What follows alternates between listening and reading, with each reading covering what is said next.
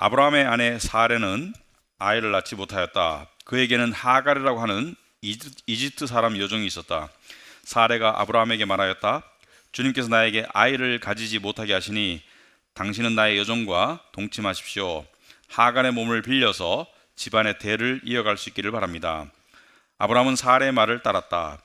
아브라함의 아내 사레가 자기 여종 이집트 사람 하갈을 데려다가 자기 남편 아브라함에게 아내로 준 때는 아브라함이 가나안 땅에서 살아온 지 10년이 지난 뒤이다. 아브라함이 하갈과 동침하니 하갈이 임신하였다. 하갈은 자기가 임신한 것을 알고서 자기의 여주인을 깔보았다. 사레가 아브라함에게 말하였다. 내가 받은 이 고통은 당신이 책임을 지셔야 합니다. 나의 종을 당신 품에 안겨 주었더니 그 종이 자기가 임신한 것을 알고 나를 멸시합니다. 주님께서 당신과 나 사이를 판단하여 주시면 좋겠습니다. 아브라함이 사라에게 말하였다. 여보, 당신의 종이니 당신 마음대로 할 수 있지 않소.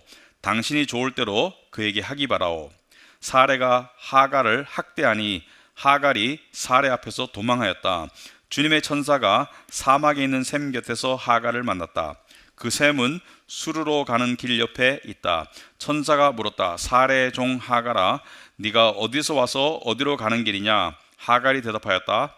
나의 여주인 사레에게서 도망하여 나오는 길입니다. 주님의 천사가 그에게 말하였다. 너의 여주인에게로 돌아가서 그에게 복종하면서 살아라. 주님의 천사가 그에게 또 일렀다. 내가 너에게 많은 자손을 주겠다. 자손이 셀 수도 없을 만큼 불어나게 하겠다. 주님의 천사가 그에게 또 일렀다. 너는 임신한 몸이다. 아들을 낳게 될 터이니 그의 이름을 이스마엘이라고 하여라. 네가 고통 가운데서 부르짖는 소리를 주님께서 들으셨기 때문이다.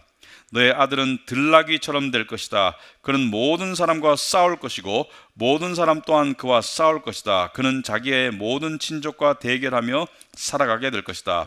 하갈은 내가 여기에서 나를 보시는 하나님을 뵙고도 이렇게 살아서 겪은 일을 말할 수 있다니 하면서 자기에게 말씀하신 주님을 보시는 하나님이라고 이름지어서 불렀다.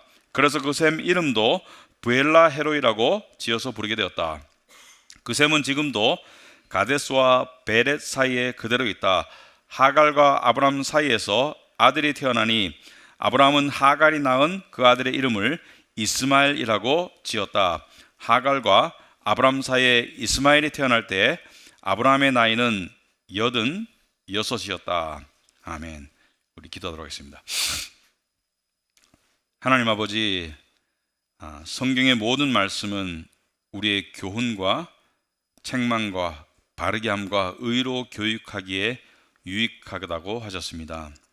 하나님께서 오늘 말씀을 통해서 우리의 믿음의 근본을 다시 한번 깨닫게 하시고 또 우리에게 주어진 하나님의 은혜와 복이 어떻게 주어졌으며 또 어떻게 유지되는지 우리가 그 진리를 깨닫고 우리가 흔들림 없는 믿음을, 세상을 이길 수 있는 믿음을, 세상의 어떤 것도 견딜 수 있는 믿음을, 또 주변의 축복의 통로가 되는 그 믿음의 사람이 될 수 있도록 주님 도와주시옵소서.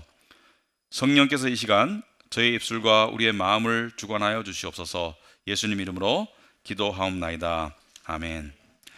자, 오늘 이야기는 지난주에 우리가 믿음과 의심을 왔다 갔다 하는 아브라함에 대해서 이야기했고, 우리도 마찬가지다 말씀을 드렸는데, 이 하나님께서 이 아브라함에게 큰 약속을 하셨죠. 너에게 자식을 줄 것이고 너의 자손이 큰 민족을 이룰 것이고 밖에 있는 별보다 많게, 별들만큼 많게 셀 수 없도록 할 것이고, 그리고 너에게 이 땅, 가나안 땅을 다 주겠다, 이렇게 약속을 하셨는데, 이 아브라함은 믿지를 못하고 의심하다가 하나님께 증거를 보여주세요. 그래서 하나님께서 언약식을 치렀죠. 목숨을 걸고 하는 언약, 약속의 언약식을 치르고 난 다음에 얼마 지나지 않아서 아브라함은 또 의심 단계에 들어가죠. 사라도 마찬가지고, 자식을 분명히 주겠다고 다시 약속하시고 거듭 약속하시고 언약식까지 치렀는데 가나안 땅에 들어간 지 10년 만에 아직까지 자식이 없으니까 앞으로 14년을 더 기다려야지 임신이 되는데 아직 반환점, 중간 지점도 돌지 못한 상태에서 의심이 들었고, 사레는 플랜 B를 만듭니다. 앞에 아브라함의 플랜 B는 이 다마스커스 출신 엘리에셀이 나의 나의 후손이 될 것이다. 그런데 사레는 뭐예요? 사레는 자기의 여종 하갈, 이집트 여자 하갈을 남편에게 줄 테니까 남편이 관계를 맺어서 자식을 낳아라. 옛날 말로 하면 시바지 정도의 그런 개념이죠. 근데 사레는 왜 그렇게 했을까? 왜냐하면 자식을 잊지 못하는 그 중압감, 그 수치심 때문에 하갈을 남편에게 주어서 대를 잇게 하는, 당시에는 일반적인 관습이었습니다. 그렇게 해서라도 대를 잇게 하려고 그렇게 플랜 B를 세워서 아브라함도 그 플랜 B를 따라요. 아내의 말을 따라요. 자, 그런데 이 사레와 다르게 하갈은 바로 임신을 해버립니다. 근데 임신을 하고 나니까 어떤 상황이 발생했어요? 여러분, 그 사극보다 보면 이 아들을 낳지 못하는 중전 때문에 후궁이 아들을 낳게 되면 후궁이 중전을 깔보기 시작하죠, 그죠? 이 권력의 이 파워 스트러글이 일어나죠. 마찬가지로 오늘 보니까 이 4절 보시면은 아브라함이 하갈과 동침해서 임신하고 난 다음에 자기가 임신한 것을 알고서 아직 자식도 태어나기도 전인데도 자기의 여주인을 깔보기 시작해요. 그러니까 내가 지금 대를 이을 자식을 낳았으니까 이제 주종의 관계의 위치가 바뀌기를 원하는 그런 시도를 하니까 사레가 견딜 수가 없는 것이죠. 그래가지고 남편에게 따지죠. 남편 아브라함에게 가서 따집니다. 내가 받는 이 고통은 5절에 당신이 책임을 져야 합니다. 나의 종을 당신 품에 안겨주었더니 그 종이 자기가 임신한 것을 알고서 나를 멸시합니다. 주님께서 당신과 나 사이를 판단하여 주시면 좋겠습니다. 자기 보면은 남편에게 따져요. 남편 잘못이 별로 없습니다, 제가 봐서는. 그리고 하나님의 이름을 또 걸고 넘어져요. 하나님께서 나의 억울함을 풀어주셨으면 좋겠다. 사실은 잘못은 누가 했어요?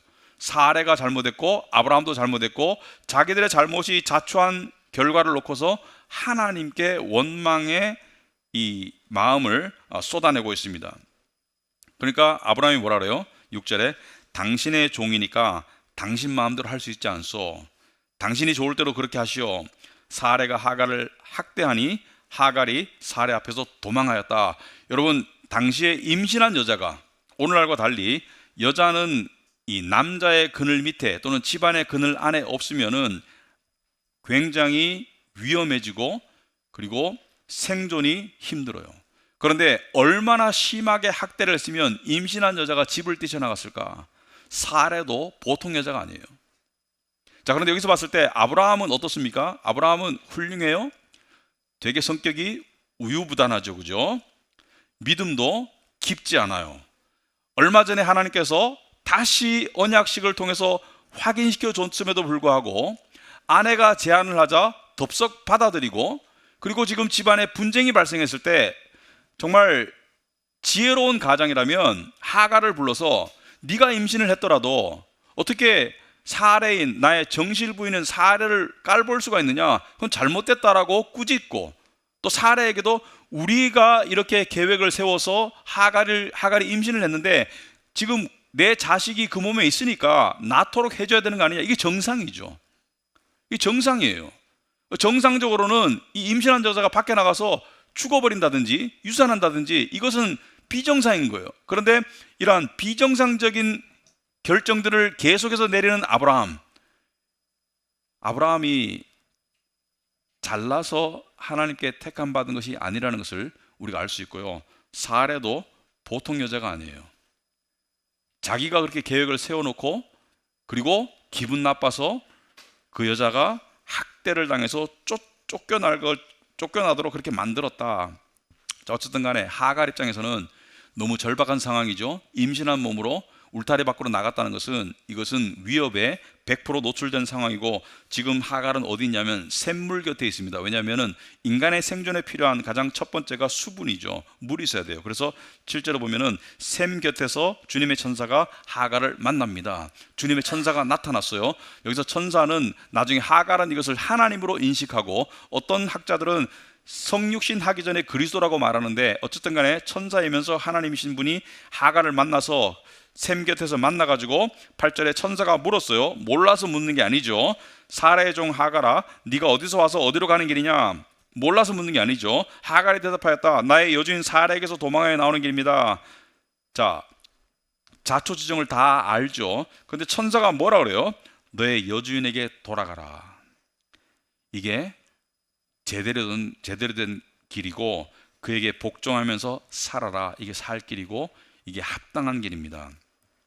주님의 천사가 또 그에게 또 일렀다. 내가 너에게 많은 자손을 주겠다. 자손이 셀 수도 없을 만큼 불어나게 하겠다. 좀 친숙한 표현 아니에요? 이게 아브라함에게 한 약속과 비슷한 말이죠. 네가 너에게 많은 자손을 주겠고 자손이 모래처럼 그리고 하늘의 별처럼 셀 수 없을 만큼 불어나게 하겠다. 이게 아브라함에게 한 약속과 비슷한 약속을 하갈에게도 하고 있어요. 그리고 주님의 천사가 또 그에게 또 일렀다. 11절에 너는 임신한 몸이다. 아들을 낳게 될 터이니 그의 이름을 이스마엘이라고 하여라. 이스마엘은 하나님이 들으신다, 이런 뜻입니다. 네가 고통 가운데서 부르짖는 소리를 주님께서 들으셨기 때문이다.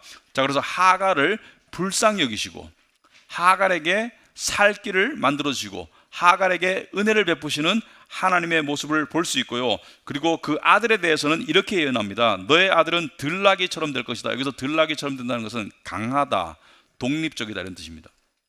그는 모든 사람과 싸울 것이고 모든 사람 또한 그와 싸울 것이다. 자, 강해서 전투적으로 살아갈 것이고 그는 자기의 모든 친족과 대결하며 살아가게 될 것이다. 앞날이 순탄하진 않겠지만 강하게 커갈 것이다.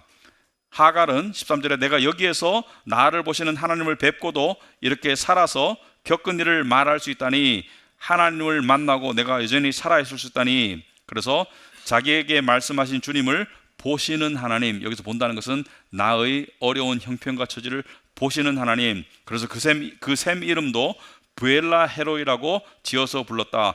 부엘라 헤로이라는 것은 나를 보시는 살아계신 하나님의 운물, 나를 보시는 살아계시는 하나님의 운물이다. 자, 여기까지 스토리가 진행돼요. 그래서 하갈은 돌아가서 아이를 낳고 그 아이의 이름을 이스마엘이라고 짓습니다. 자, 그런데 오늘 본문에서 우리에게 주는 메시지는 무엇일까? 저는 하나님의 긍휼하심과 깊은 배려심이다, 이렇게 생각합니다. 하나님의 긍휼하심과 깊은 배려심을 우리가 볼 수가 있다. 여러분, 첫째, 하나님은 아브라함과 사레를 전혀 꾸짖거나 책망하지 않습니다. 아브라함에게 너는 내가 언약식까지 치러가지고 너에게 확신을 시켜줬는데 그새를 못 참고 또 엉뚱한 짓을 하고 있니? 사레에게도 너는 왜 플랜 B를 만들어서 이런 사단을 자초하고 있니? 이렇게 꾸짖지 않으시고 하나님께서는 뒤치다거리를 해주세요. 그 발생된 상황이 잘못된 곳으로 가는 것을 다시 바로 잡아주십니다. 임신을 했기 때문에 집에서 자식을 낳는 게 맞아요. 그래서 하갈이 돌아올 수 있도록 길을 터주고 아마도 사레의 마음에 변화가 있을 수 있도록 하나님께서 도와주셨을 거예요. 하나님께서는 이렇게 우리의 연약함을 아시고 우리의 믿음의 부족함을 아시고 우리가 의심 단계에 있을 때, 우리가 엉뚱한 짓을 할 때 우리를 꾸짖기보다는 우리를 감싸주시는 분이시다. 근데 더 놀라운 것은 하갈과 이스마엘에게 하나님께서 엄청난 은혜를 베푸십니다. 엄청난 은혜를 베푸세요. 사실은 나중에 이 하갈과 이스마엘은 결국 쫓겨나죠. 어떤 일이 발생합니까? 이삭이 태어나가지고 그 기쁨에서 집에서 잔치를 베푸는데 사레가 이스마엘이 이삭을 깔보는 모습을 보고 또 남편에게 따지니까 남편이 똑같이 반응하죠. 당신 마음대로 하시오. 처음에는 이스마엘에게 정도 들고 10대 아들이고 그리고 자기 자식이기 때문에 처음에는 마음이 내키지 않았는데 하나님께서 뭐라 그랬습니까? 아내 말을 듣거라, 이렇게 해가지고 아내 말대로 아내가 어떻게 해요? 하갈과 이스마엘을 내쫓아요. 그때도 하나님께서 하갈과 이스마엘을 찾아가가지고 위로해 주시고, 창세기 21장 20절에 오시면은 그 아이가 자라는 동안에, 여기서 말하는 그 아이는 이스마엘을 말합니다. 하나님이 그 아이와 늘 함께 계시면서 돌보셨다. 그는 광야에 살면서 활을 쏘는 사람이 되었다. 하나님께서 이스마엘을 돌보세요. 그리고 하나님의 약속에 따라서 하갈에게 한 약속에 따라서 이 이스마엘의 자손은 큰 민족을 이룹니다. 지금 중동 사람들이 이스마엘의 자손이에요. 이스마엘의 자손이에요. 자, 그런데 여기서 궁금한 점이 있습니다. 하갈과 이스마엘, 특별히 이스마엘은 구원을 받았을까? 왜냐하면 구원이 가장 중요한 복인데 구원의 그 은혜를 받았을까? 여러분 어떻게 생각하십니까? 이스마엘은 구원을 받았을까요? 하나님께서 함께 그 아이와 늘 함께 하시면서 돌보셨다고 하는데 구원을 받았을까요? 갈라디아서에 보면 답이 나와 있어요. 갈라디아서 4장에 보시면은 22절에 아브라함에게 두 아들이 있었는데 한 사람은 여종에게서 태어나고, 이스마엘을 말하죠. 한 사람은 종이 아닌 본처에게서 태어났다고 기록되어 있습니다. 이삭을 말하죠. 여종에게서 난 아들은 육신을 따라 태어나고 본처에게서 난 아들은 약속을 따라 태어났습니다. 알죠, 우리가 이 스토리를. 근데 30절에 보면, 그런데 성경이 무엇이라고 말합니까? 여종과 그 아들을 내쫓아라.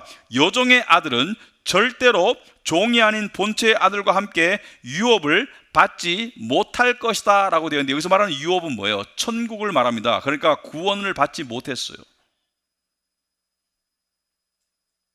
그렇다면 하나님께서 이스마엘에게 베푸신 그 호의, 그 은혜는 뭔가? 그것은 일반 은혜입니다. 우리가 은혜를 얘기할 때 특별 은혜와 일반 은혜가 있죠. 특별 은혜는 구원을 말하는 것이고, 하나님의 자녀됨, 죄사함, 의로워짐, 천국 백성, 이게 특별 은혜라면, 일반 은혜는 하나님께서 그냥 일반적으로 베푸시는 건강의 은혜 또는 직업의 은혜, 경제의 은혜, 가족의 은혜, 이런 것을 일반 은혜라고 말하는데, 하나님께서 이스마엘에게 하신 약속은 일반 은혜였습니다. 각별한 일반 은혜. 그 약속은 지키셨어요. 여러분, 지금 세상에서 경제적으로 봤을 때 가장 이 안정적으로 살아가는 지역이 어디예요? 미국이에요? 아니죠. 산유국들입니다.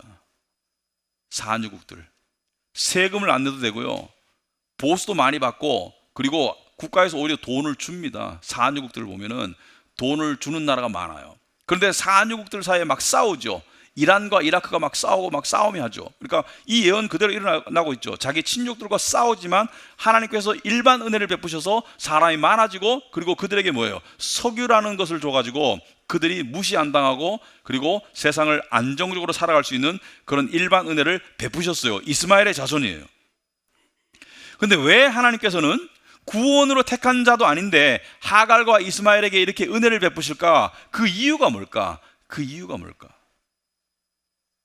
왜 하나님께서 이 이스마엘의 자손들을 각별하게 대하시나, 은혜를 베푸시나, 일반 은혜를 이렇게 상대적으로 더 많이 베푸시나, 그 이유가 뭘까? 몇 년 전에 제 딸이 다니던, 미국에 다니던 그 대학교 친구가 한국에 왔는데, 결혼을 해가지고 둘 다 남자 여자가 캠퍼스에서 만나가지고 결혼한 커플인데, 와가지고 우리 만난 적이 없어요. 그전에는 자식도 하나, 아기도 하나 낳고 왔는데 우리가 일부러 만났습니다. 저하고 제 집사람이 만나가지고 점심 사주고, 그 다음에 용돈도 조금 줬어요.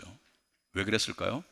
왜 그랬냐면 제 딸에게 잘해줬기 때문이에요.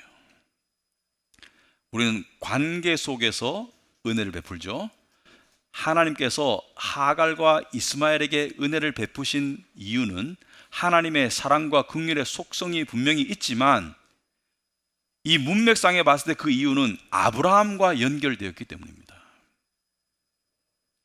아브라함의 잘못된 방식으로 태어났지만 아브라함의 자식이기 때문에 하나님께서 아브라함을 택하시고 아브라함을 복의 근원으로 만드셨기 때문에, 아브라함 때문에 하나님께서 이스마엘에게 복을 내리신 거예요.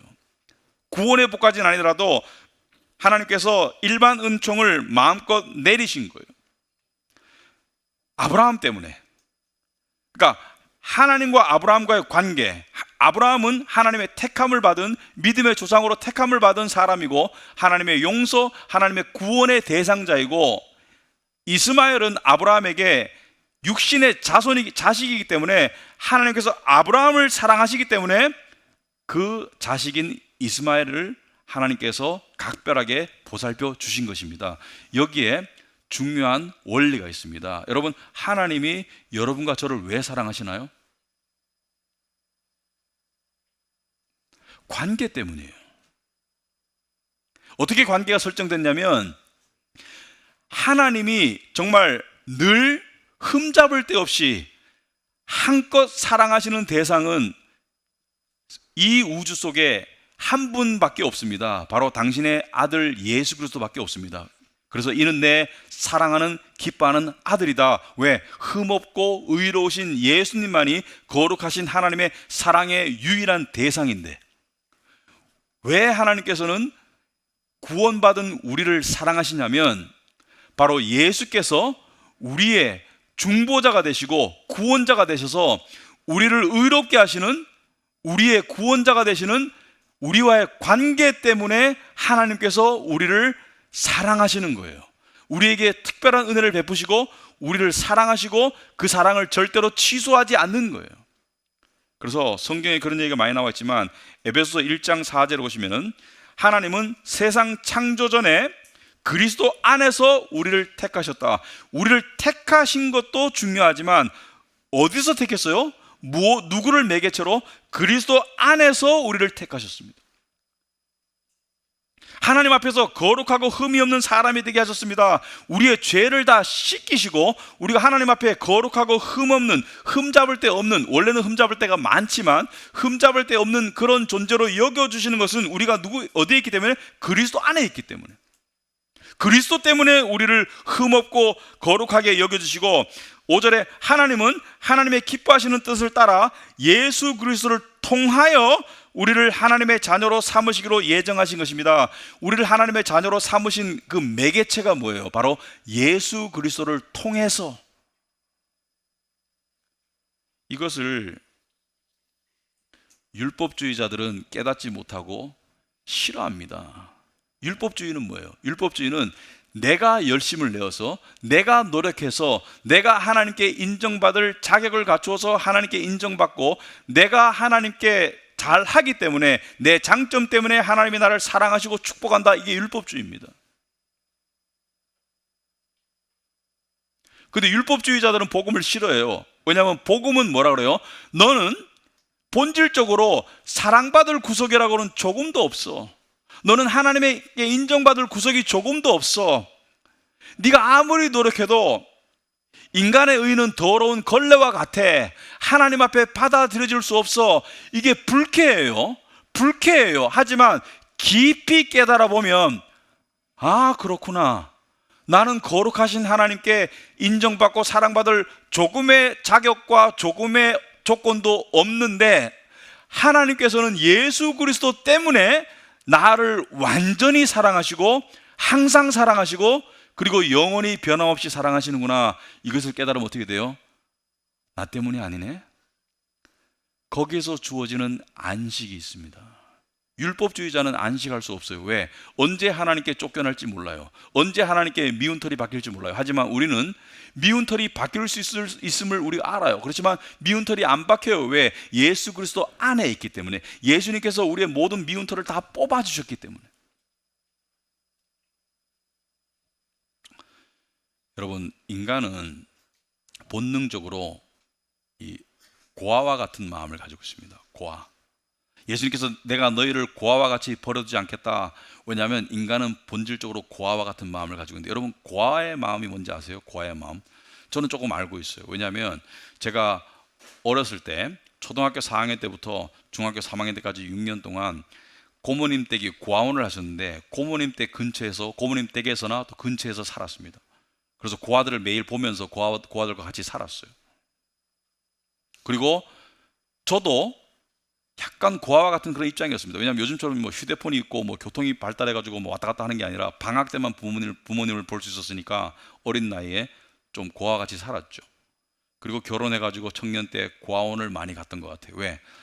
어렸을 때 인연 때문에 고아원을 많이 방문했고, 또 결혼해가지고도 고아들을 방문하고 집에 데려와서 재우기도 하고 그렇게 보살피고 했는데, 고아의 마음이 뭐냐면 제가 그 마음을 좀 이해를 해요.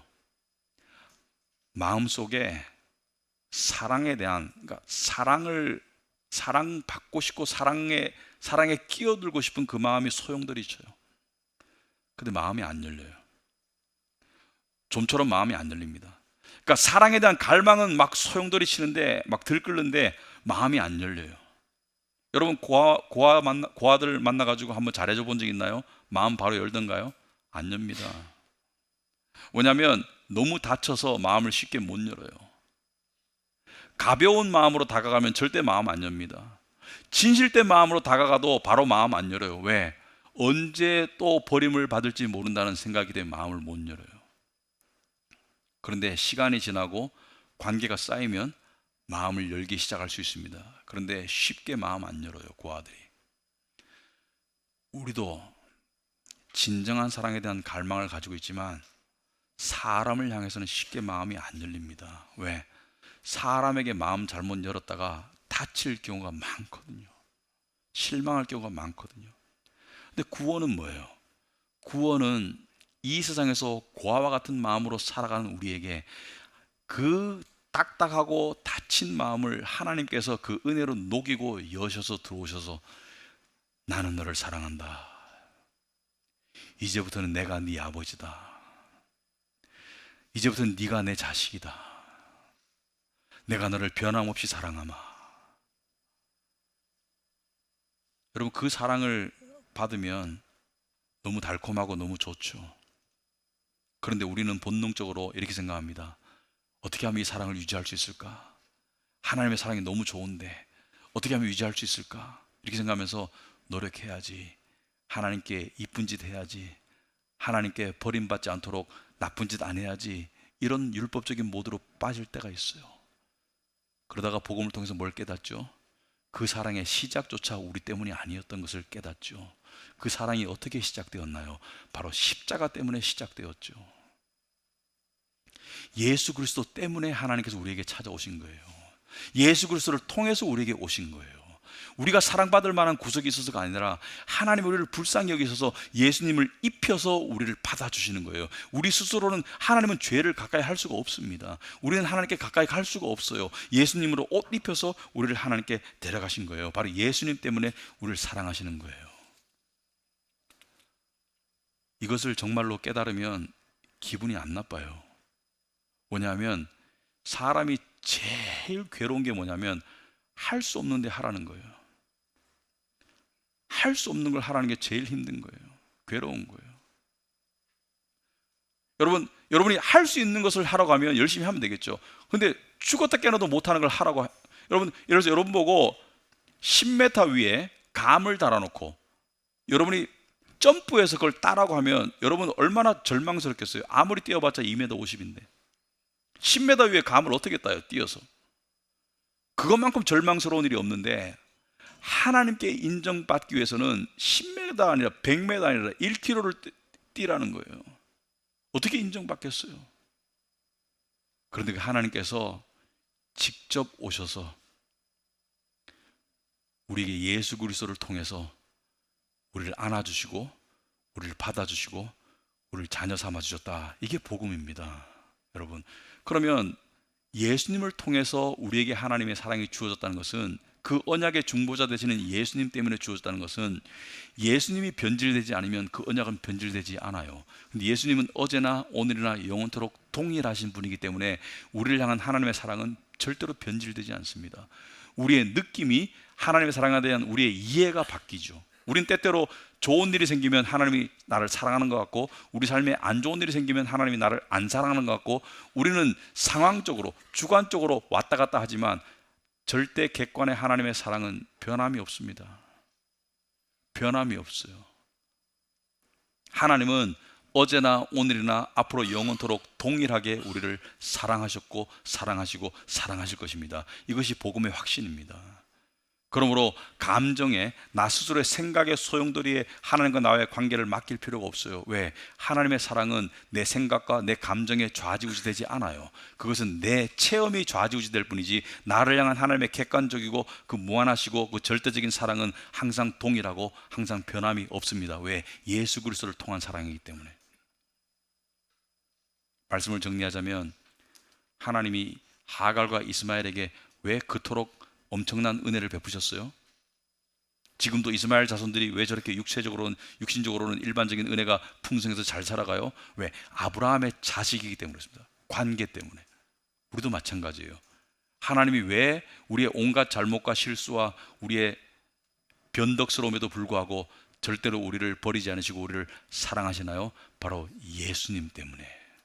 예수님이 우리의 중보자이기 때문에 그렇습니다. 자, 그렇다면 이것을 적용하자면 아브라함이 하나님과 관계를 맺어서 그 관계를 통해서 주변 사람들에게 하나님의 은혜가 흘러갔다면 여러분과 저도 아브라함의 자손으로서 하나님과 관계를 맺고 살잖아요. 이 관계 속의 은혜가 우리의 가정 속에 흘러가야 되고 우리 교회 안에서 흘러가야 되고 그리고 우리 이웃에게 흘러가야 됩니다. 하나님의 사랑이 내 안에 있기 때문에 내가 가족을 대하는 모습이 달라져야 돼요. 사랑은 오래 참고 사랑은 온유하며 악한 것을 생각지 아니하며 불의를 기뻐하지 아니하며 모든 것을 참고 견디고 감싸주고 덮어주고. 여러분, 이것이 주변으로 흘러갈 때 우리는 정말로 하나님의 은혜를 살아가는 것입니다. 교회 안에서도 마찬가지고요. 사회생활 속에서도 마찬가지고요. 사실은 우리가 매일매일의 삶 속에서 사람을 대할 때 그 관계 속에서 하나님의 역사를 우리가 체험해야 돼요. 하나님의 역사는 환상을 통해서 체험하는 게 아닙니다. 하나님의 역사는 주로 관계를 통해서 체험하는 거예요. 관계를 통해서. 그 관계 속에서 우리가 신앙 연륜이 자람에 따라 가지고 주변 사람들이, 우리를 잘 아는 가족들이, 저 사람은 연륜이 지날수록 사람이 달라지네, 사람이 인내가 생기고 사람이 포용적이고 사람이 긍휼을 여기고 사람이 용서하고 사람이 굉장히 온화해지네, 이런 쪽으로 나아가는 것이 믿는 자들의 나아갈 방향입니다. 그리고 늘 기억하시기 바랍니다. 하나님의 절대적이고 변함없으신 사랑이 예수 그리스도를 통해서 우리에게 주어졌다. 그 관계를 통해서 우리도 예수님과 관계를 맺고 있기 때문에, 영원히 끊어질 수 없는 관계 속에 있기 때문에 그 하나님의 사랑 가운데 항상 거하고 있다는 사실을 기억하시기 바랍니다. 기도하겠습니다. 하나님 아버지, 참으로 감사합니다. 저희는 사랑받을 구석이 없음을 진리를 알면 알수록, 하나님의 거룩하심과 하나님의 깨끗하심을 알면 알수록 우리의 더러움을 더 보게 됩니다. 우리의 죄악된 모습을 더 보게 됩니다. 하지만 그럼에도 불구하고 하나님은 늘 우리를 보살피시고 심지어 우리의 뒤치다거리까지 다 해주시는 분임을 우리가 깨닫게 됩니다. 그 하나님의 넓으신 마음, 그 하나님의 깊은 사랑, 그 넓은 가슴이 우리를 녹여서 우리가 그리스도를 닮아가게 하옵소서. 그리하여서 우리 삶이 변화되고 우리가 그리스도를 닮아가는 영혼들이 될 수 있도록 주님 도와주시옵소서. 특별히 오늘 이 자리에 함께하지 못한 우리 형제 자매들, 또 우리 아이들이 있습니다. 독감과 감기로 고생하는 시들이 있습니다. 하루빨리 회복될 수 있도록 주님 은혜 베풀어 주시옵소서. 저희들이 육신적으로 병에 들고 약할 때 더욱더 다음 세상을 바라보게 하시고 더욱더 하나님의 품을 그리워하도록 인도하여 주시옵소서. 감사하며 예수님 이름으로 기도합나이다. 아멘.